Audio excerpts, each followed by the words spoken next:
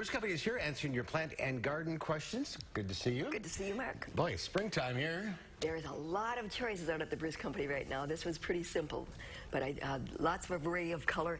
It is cool, so this combination right here that has snapdragons and pansies and similism, that can go out and be safe with the temperatures that we're talking about.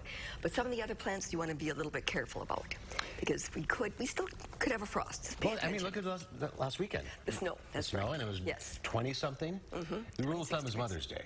That's the rule of thumb. And if you put things out, just be prepared to bring them back in. If you plant in containers, that's fine. But in the ground, make sure that they're going to be tolerant to the cold. And what do you have on the other end there?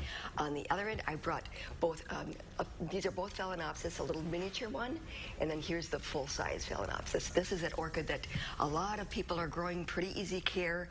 Don't overwater them. Water once a week with a small amount, and indirect sun would be real good. And those flowers last a long time. That's what I find that's really nice. And if you can select one that has some buds coming, it'll last for a couple of months. Wow. Yeah, very fun. Well, all four lines are ringing, but no one's answering the phone. Okay. So it's kind of hard to take calls. Well, we can talk about pruning. I think that's one of the things that people frequently are asking. And this is a great time of year to do pruning on plants that are going to be flowering like. The typical one is either potentilla or spirea. That plant, it doesn't care when it gets pruned. So if you prune it back this spring, it's still the new growth that comes will still flower this season. If you have things like lilacs, wait until they get done flowering. So the difference is when they bud out?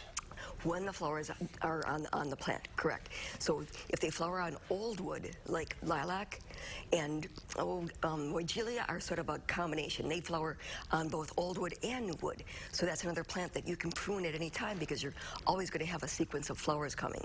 But there's certain ones that if you prune them off, you're not going to have flowers that season. Another plant that you can prune that is very easy to do this time of the year is red twig dogwood. If you have a plant that is not developing nice red branches during the winter, prune out those brown ones this time of the year.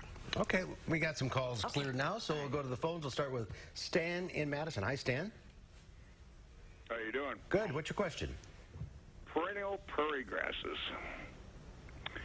Do they have a lifespan? Well, and yes. Okay. Is it better to trim them, cut them down in the fall or in the spring? If you are talking about perennial grasses that are hardy here in Wisconsin, especially ones that are native in our prairie, they do not have a lifespan. They will develop sort of dead centers, and so then you have to dig them up, cut that dead center out, and then replant the outer edges. As far as cutting them back, a lot of people like to leave them in the fall because they're ornamental during the winter, and they also provide seeds for birds to take. But in the spring, you have to cut them back before the new growth comes, because otherwise, if you do it after the growth comes, you're going to be chopping off all the top, and it won't look very nice. I have a neighbor with me burns them in the spring. You can do that. Oh, that's why prairies are being burned all the time. So the natural way to do it. Yes. All right, we'll go to Jeff now in New Lisbon. Hi, Jeff. Hi, just a quick question for you. Thanks for taking my call. We have a large backyard with a lot of trees, and they create a lot of shade, which creates a lot of dirt. We're calling to see if you have some suggestions for a ground cover. We'd like to get something growing back there, but like you said, not much does other than moss. Okay, if you have moss, yes, you probably don't have enough sun for grass.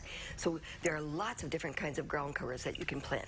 Vinca is an evergreen little low-growing plant that develops blue flowers this time of the year. There's purple leaf winter creeper that is quite aggressive and spreads over areas. There's a juga. There's a lot of ground covers that tolerate shade. Hosta is a classic one, and ferns. So if you want to do a combination, if you don't want it continually totally a ground cover, you could plant a combination of some hosta and some ferns, do a couple of boulders, and get some structure that way during the winter. There you go. All right, Marcy, that is in Sun Prairie. Hi, Marcy. Hi there. Hi. I have hydrangeas that I believe are called Endless Summer.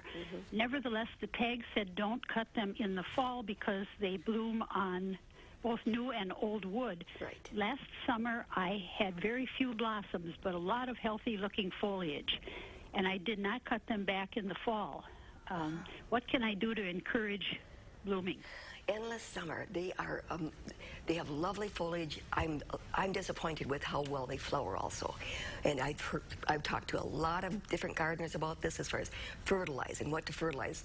Make sure that they have enough sun. They need at least probably 3/4 of a day's sun, because when that hydrangea first came out, people were used to Annabelles, and Annabelles will flower in shade, and Endless Summer will not. So you're not doing anything wrong. Just enjoy the foliage, the few flowers that you get. Don't prune them in the fall. You're doing everything right. It's the plant. All right, if you're on the line, stay there. Linda will talk to you off the air. I'll see you next time. Very good.